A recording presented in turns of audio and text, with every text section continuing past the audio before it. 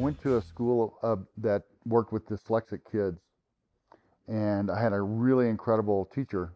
I was very frustrated one day because I couldn't figure out something. She said, "Come here."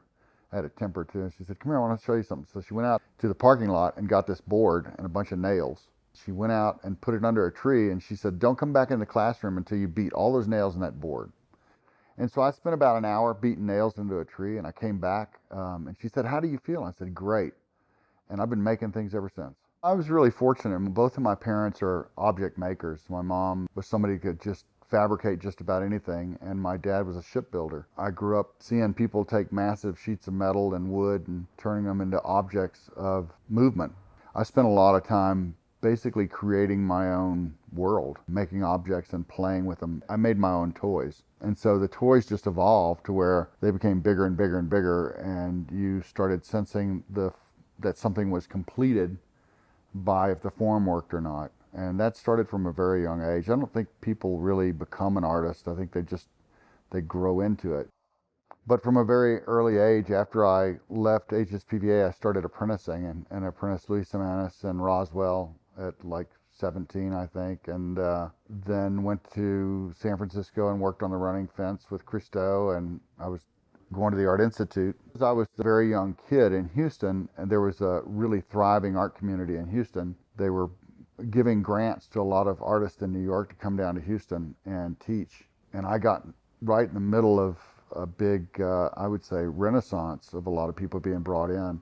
And a lot of artists were collaborating. And I was the kid. And so I was asked to be a part of a lot of that, which really kind of gave me a jump on a lot of other people in my field. My thought process goes to the minimum amount of strikes, the minimum amount of times you can touch the object and get the same effect with a minimal amount of points on it. But you always want to take it to the degree that it sings, and when it sings, you have to walk away from it. Sal Scarpita was Castelli's first artist who I worked under. And I think one of the things I really liked about him was the same thing. He never settled for a specific image or a specific way of working. He was always pushing himself up until his death. We had worked on one of his pieces for like 2 months, and then a week after that we worked on a piece for 3 days, and I said, "Wow, that was much faster." And he said, "Yeah, that's what's called a God's kiss," meaning that everything just, synchronicity just fell in line where the piece was beautiful and you didn't have to improvise or add anything to it. It was just a God's kiss.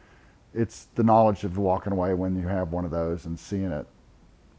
I've been working with iron or steel throughout my life, but I really like wood. I will work in just about any material. I worked in carbon fiber, epoxies, fiberglass.